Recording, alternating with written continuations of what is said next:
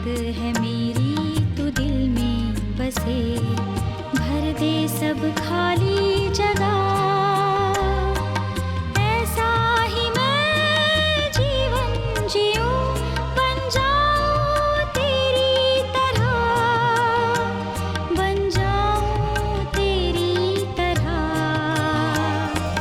तेरी आराधना करते हैं हम सदा, आए शरण में तेरी, रास्ता तू हमको दिखा, रास्ता तू हमको दिखा। तेरी आराधना।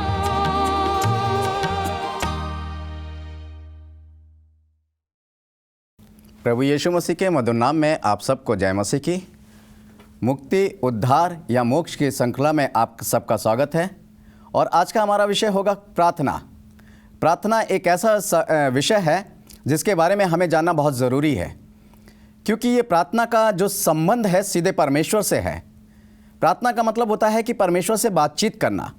परमेश्वर से किस तरीके से बातचीत की जा सकती है, कैसे हम बातचीत करें और किस तरीके से अपनी बातचीत परमेश्वर से कर कर और उससे मनवा सकते हैं। ये सारी बातें आज हम इस विषय में सीखेंगे। मेरे प्रिय भाइयों बहनों, मैं आपको बताना चाहता हूँ कि प्रार्थना ज़िंदगी का आधार होना चाहिए। प्रार्थना कब करनी चाहिए, प्रार्थना कैसे करनी चाहिए, ये सारी समझ मेरे और आपके जीवन में होनी चाहिए। परमेश्वर अपने वचन में बताता है। मैं आपके सामने पढ़ना चाहूँगा यिर्मयाह की पुस्तक और उसका 33 अध्याय और उसके 3 पद में लिखा हुआ है, मुझसे प्रार्थना कर और मैं तेरी सुनकर तुझे बड़ी बड़ी और कठिन बातें बताऊंगा जिन्हें तू अभी नहीं समझता।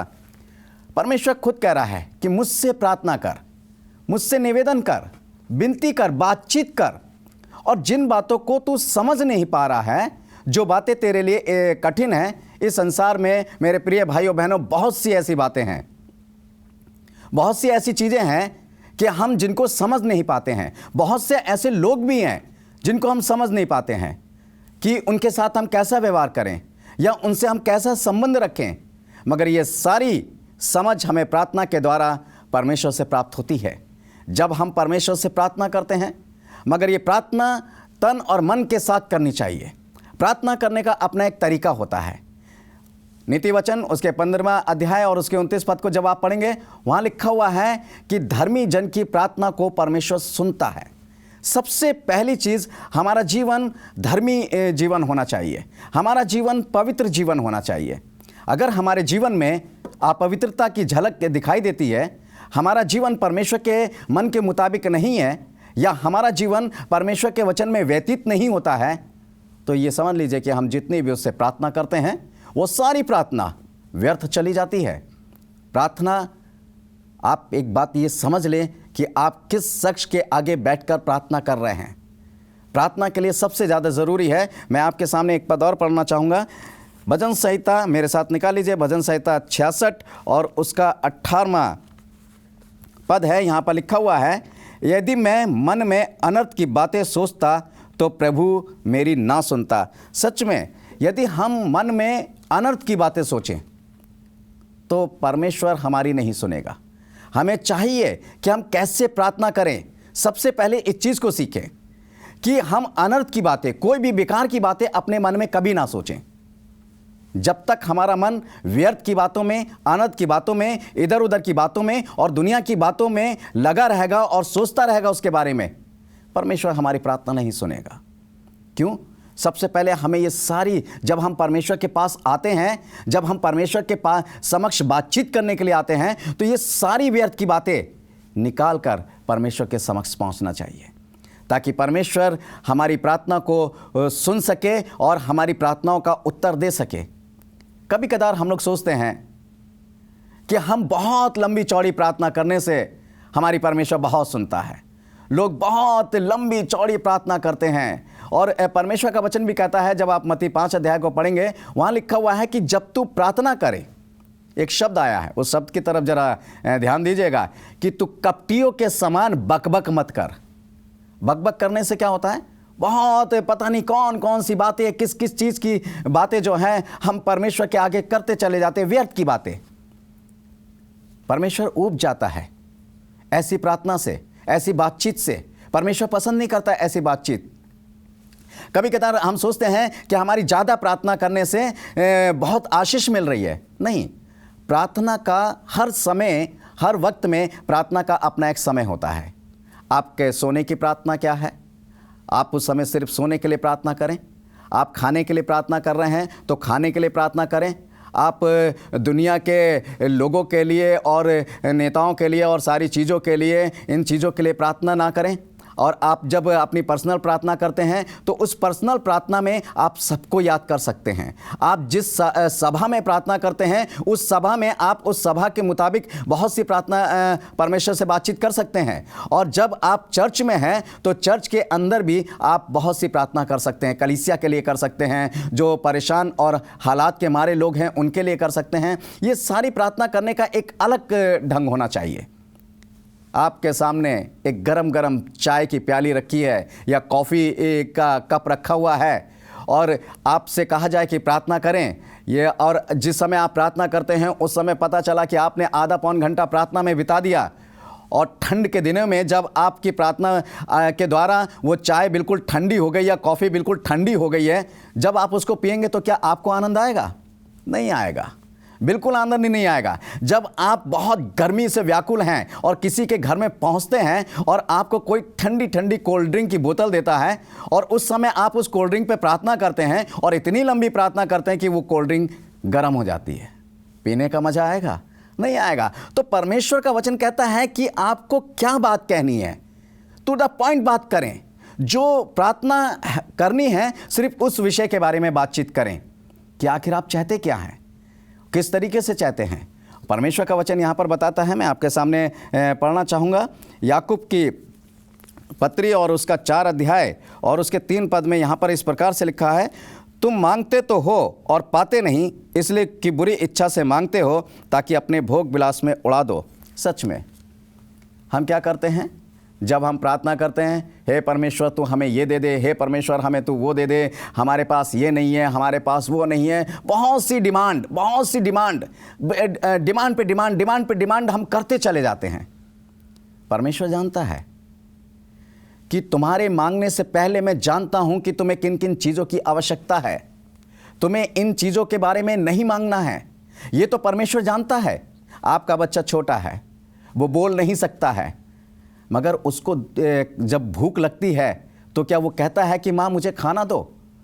आपको पता है कि उसको किस समय दूध की आवश्यकता है। आपको पता है कि आपके बच्चे को किस समय कपड़े पहनाने की आवश्यकता है। आपको पता है कि आपके बच्चे को किस समय नहलाना है। आपको पता है कि आपके बच्चे के पास अब कॉपी किताबें नहीं हैं तो उनको स्कूल से भेजना है तो उनकी कॉपी किताबें भी आनी हैं, उनका ड्रेस भी आना है। आपको सब पता है। आपके बच्चे को आपसे मांगने की ज़रूरत नहीं पड़ती है। ऐसे हम परमेश्वर के बेटे और बेटियां हैं। जब हम परमेश्वर के बेटे और बेटी हैं, परमेश्वर हमारी मनसा को जानता है, परमेश्वर हमारी ज़रूरतों को जानता है। मगर वो खुश होता है कि जब हम उसकी इच्छा के अनुसार मांगते हैं। वो परमेश्वर खुश होता है कि हम मांग क्या रहे हैं। हे परमेश्वर तुम मुझे एक आत्मिक जीवन दे।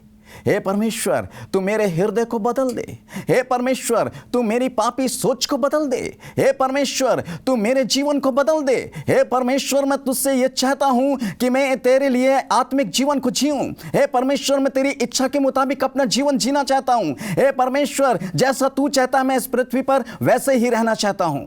मुझे दुनिया की चीजें नहीं चाहिए, मुझे स्वर्गीय वस्तु की आवश्यकता है। ओ परमेश्वर मैं स्वर्गीय वस्तु की आवश्यकता पाना चाहता हूं। जिस समय आप इस तरीके से प्रार्थना करेंगे, परमेश्वर आनंदित हो जाता है, परमेश्वर खुश हो जाता है कि उसने इन चीज़ों को नहीं मांगा। और जानते हैं परमेश्वर का वचन क्या कहता है? परमेश्वर का वचन सुलेमान से क्यों खुश हुआ? वो बताता है कि परमेश्वर का वचन बताता है कि वो सुलेमान से क्यों खुश हुआ। सुलेमान से जब उसने कहा, परमेश्वर ने कहा कि मांग तू क्या मांगता है? उसने कहा प्रभु मुझे कुछ नहीं चाहिए, मुझे सिर्फ इतना दे कि मुझे बुद्धि दे, ताकि मैं तेरी दी हुई बुद्धि के अनुसार मैं तेरी प्रजा का न्याय कर सकूं, मैं तेरी प्रजा का पालन कर सकूं, मैं तेरी प्रजा को चला सकूं। परमेश्वर बहुत आनंदित हुआ उसकी बात से। और परमेश्वर का वचन ये बताता है कि परमेश्वर ने सुलेमान से ये कहा कि तेरे समान ना तो कोई बुद्धिमान है और ना होगा। सच में, क्यों? और उसके बाद परमेश्वर के उससे कहता है कि तूने राजपाट नहीं मांगा, तूने धन दौलत नहीं मांगी, तूने दुनिया की कोई भी चीज नहीं मांगी, परंतु तूने बुद्धि मांगी। जब हम परमेश्वर की इच्छा के अनुसार मांगते हैं, जब हम परमेश्वर की इच्छा के अनुसार उससे लेने की कोशिश करते हैं, तो परमेश्वर आनंदित होता है। मेरे प्रिय भाइयों बहनों, परमेश्वर का वचन बताता है कि उसने सुलेमान को तो बुद्धि तो दी, परंतु उसको बहुत यश दिया, बहुत धन दौलत दिया, और सुलेमान के तुल्य कोई नहीं ठहरा। उसकी उस बुद्धि की चर्चा को सुनकर दुनिया के कोने कोने से लोग उसके पास उसके न्याय को देखने, उसके न्याय को सुनने आते थे। आज मेरे और आपके पास जीवित परमेश्वर है। मैं और आप सुबह शाम पर उस जीवित परमेश्वर से प्रार्थना करते हैं जिससे सुलेमान ने करी। तो आज हमारी बुद्धि को देखने, हमारी समझ को देखने, आज हमें देखने हमारा पड़ोसी भी नहीं आता है। बड़ी अजीब सी बात लगती है कि सुलेमान, वो भी परमेश्वर का जन, वो भी उस जीवित परमेश्वर को मानता था जो स्वर्ग में है। मैं भी उस जीवित परमेश्वर को मानते हैं, आप भी उस जीवित परमेश्वर को मानते हैं, उससे प्रार्थना करते हैं, उससे विनती करते हैं, फिर क्यों नहीं? इसलिए परमेश्वर का वचन कहता है कि तुम मांगते तो हो, ये बुरी इच्छा से मांगते हो, और इसलिए तुम नहीं पाते क्योंकि अपने भोग विलास के लिए मांगते हो। मेरे प्रिय भाइयों बहनों, आज से ये चीजें मांगना छोड़ दें और जो परमेश्वर चाहता है, जैसा परमेश्वर चाहता है, उन चीजों को मांगे। मगर कंफ्यूज हो जाते हैं कि मांगते समय कि हम किधर जाकर मांगे। किधर जाकर मांगने का मतलब है कि कहां पर प्रार्थना करें। प्रार्थना करने का मतलब यह नहीं है कि एक विशेष स्थान होना चाहिए प्रार्थना का। मैं आपको बताना चाहता हूं, इसहाक ने खेत में प्रार्थना करी, योना नबी ने मछली के पेट में प्रार्थना करी। जब हम परमेश्वर के वचन को पढ़ते हैं तो वहां पर देखते हैं कि किस किस तरीके से किसने कहां कहां प्रार्थना करी। डैनियल को जब शेरों की मांद में डाल दिया गया तो वो शेरों की मांद में पड़ा हुआ है, वहां पर परमेश्वर से प्रार्थना कर रहा है। पौलुस जेल में पड़ा हुआ है, पौलुस जेल में प्रार्थना कर रहा है। पतरस से छत पर जाकर प्रार्थना कर रहा है। आप किसी भी दुनिया के किसी भी कोने में हो, आप घर के किसी भी कोने में क्यों ना हो, आप कहीं पर भी क्यों ना हो, आप कहीं पर भी रहकर सच्चे मन से प्रार्थना करें और परमेश्वर की इच्छा के मुताबिक प्रार्थना करें। मेरे प्रिय भाइयों बहनों, मैं आपको बताना चाहता हूं कि परमेश्वर हर जगह प्रार्थना को सुनने वाला परमेश्वर है।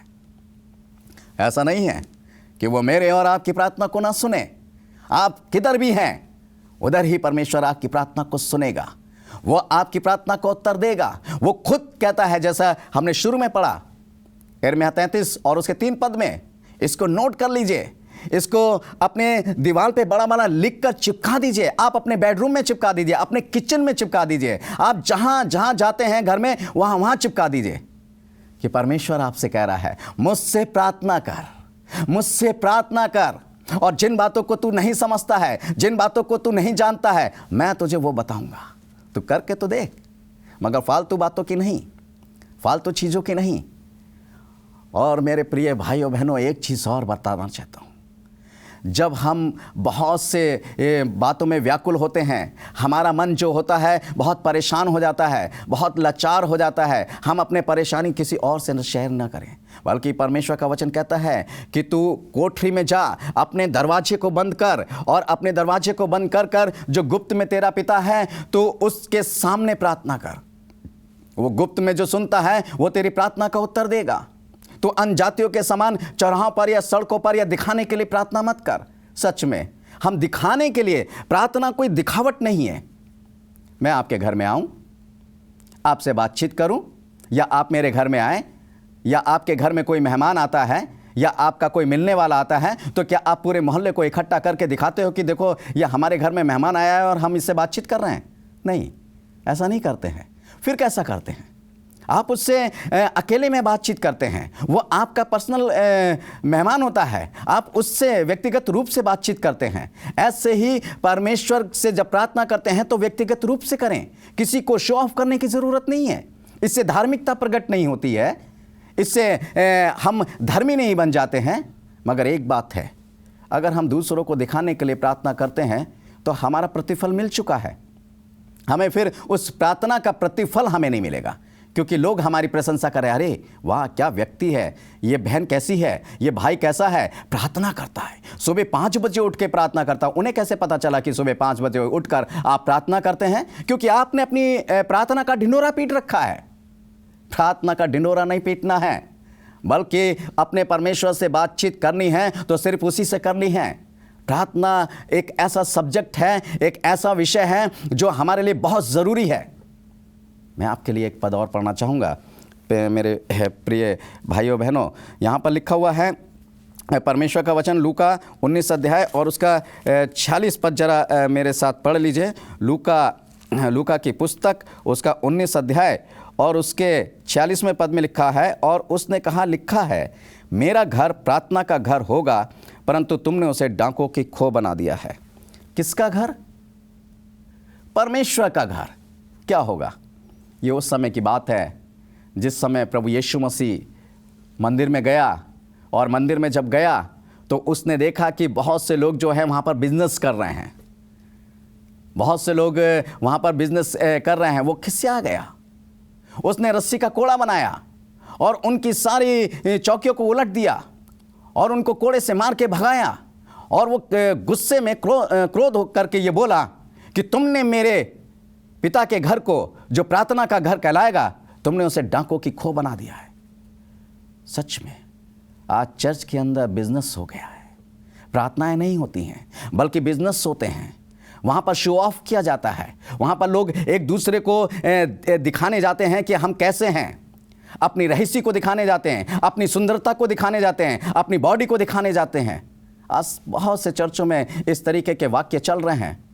मेरे प्रिय भाइयों बहनों, मैं बताना चाहता हूँ, परमेश्वर का वो घर है, वो प्रार्थना का घर है। मगर इसके साथ में एक चीज़ और बताना चाहता हूँ कि आखिर प्रार्थना का घर कहते किसे हैं? इस पृथ्वी के ऊपर बहुत से घर हैं। क्या सिर्फ चर्च को कहते हैं, या चर्च ही प्रार्थना का घर है? कौन सा घर है? आइए देखते हैं परमेश्वर के वचन में।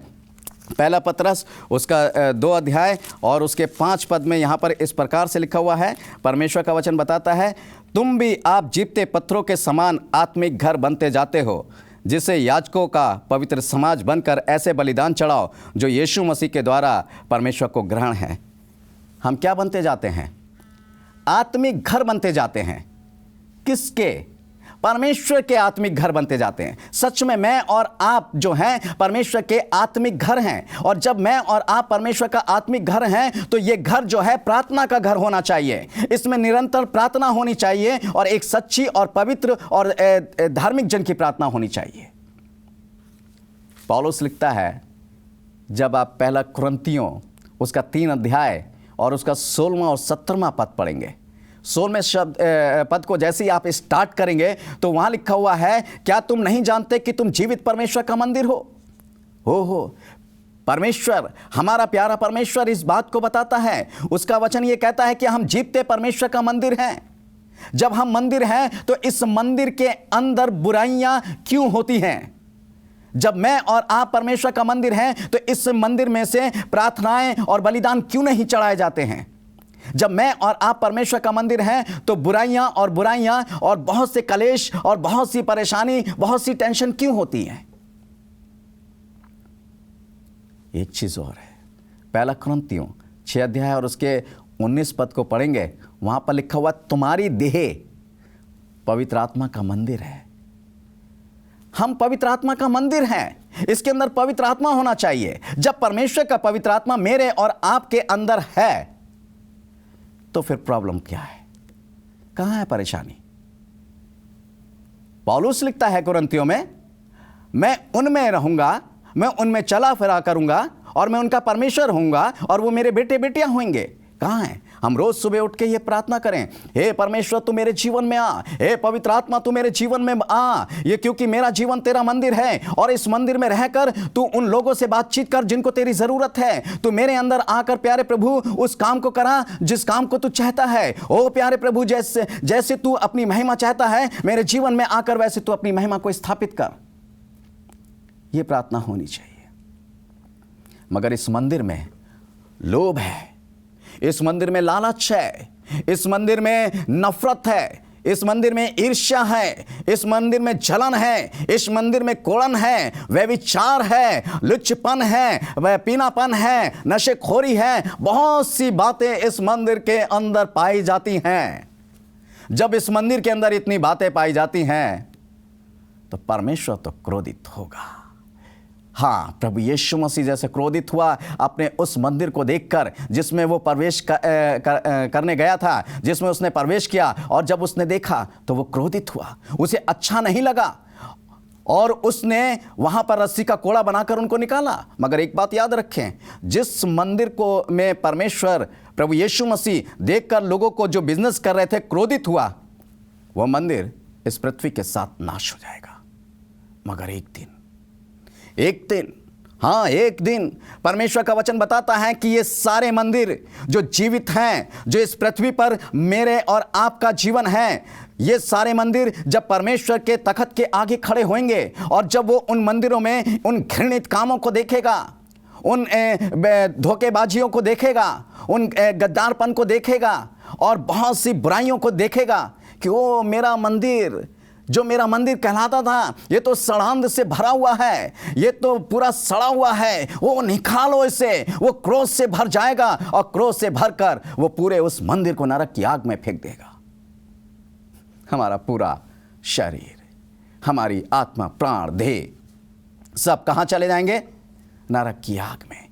किस लिए? क्योंकि परमेश्वर के क्रोध को हमने कमाया है, क्योंकि परमेश्वर के क्रोध को हमने इस मंदिर के अंदर पनपने दिया है। क्यों पनपने दिया है? क्योंकि बुराइयां और बुराइयां, दिन प्रतिदिन बुराइयां और बुराइयां करते चले जाएं। मेरे प्रिय भाइयों बहनों, मैं आपको बताना चाहता हूं कि आज भी वो समय है, आज भी वो दिन है कि हम इस मंदिर को जो परमेश्वर का कहलाता है, इस घर को जो परमेश्वर का कहलाता है, जो मेरा और आपका जीवन है, इसको बदल डालें। इसके अंदर से सारी बुराई को निकाल डालें, इसके अंदर से सिर्फ बुराई को निकालकर परमेश्वर को भर लें, परमेश्वर की आत्मा को भर लें। आने दीजिए परमेश्वर की आत्मा को, आने दीजिए परमेश्वर की आत्मा को, ताकि परमेश्वर का कार्य इस मंदिर के अंदर हो सके, ताकि परमेश्वर की महिमा इस मंदिर के द्वारा इस पृथ्वी पर स्थापित हो सके। यही चाहता है परमेश्वर मेरे और आपके जीवन के द्वारा, मेरे और आपके जीवन से परमेश्वर यही चाहता है।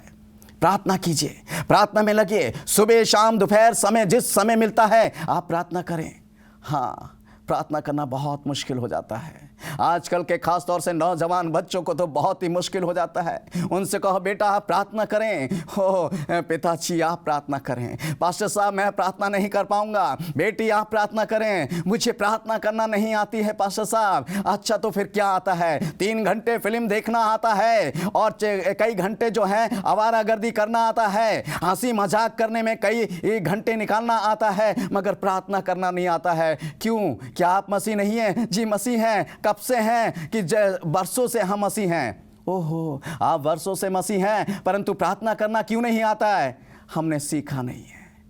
मेरे प्रिय भाइयों बहनों, अगर यही स्थिति रही तो यकीन जानिए एक दिन शर्म से पानी पानी हो जाएंगे। जब सबके सामने हम बाहर फेंके जाएंगे, जब सबके सामने हम निकाल दिए जाएंगे।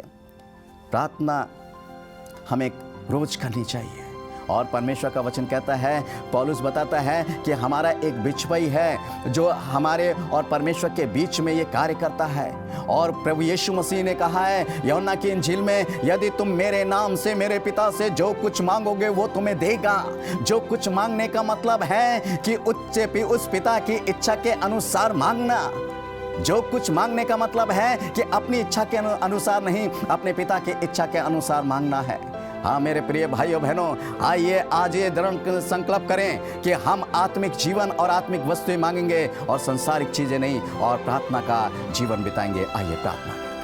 हे प्यारे प्रभु जी, हम तुझसे ये प्रार्थना करते हैं पिता परमेश्वर, जो भाई बहन तुझसे प्रार्थना करने में शर्माते हैं प्यारे प्रभु जी, उनकी शर्म को यीशु के नाम से निकाल दे प्यारे प्रभु जी। और जितने प्यारे प्रभु इस संसार की वस्तु को मांगते हैं, उनकी सोच को बदल दे, उनकी मनसा को बदल दे, ताकि प्यारे प्रभु वो स्वर्गीय वस्तु को मांगे और प्रार्थना के द्वारा जो तू चाहता है वो मांगे प्यारे प्रभु जी। इनका जीवन प्रार्थना का जीवन बना दे प्यारे प्रभु जी। ये मैं तेरा धन्यवाद करता हूँ कि तूने मेरी प्रार्थना को सुना और जो कुछ मांगा तूने दिया है। ये प्रार्थना धन्यवाद के साथ प्रभु यीशु मसीह नासरी के नाम से मांगते हैं, आमीन।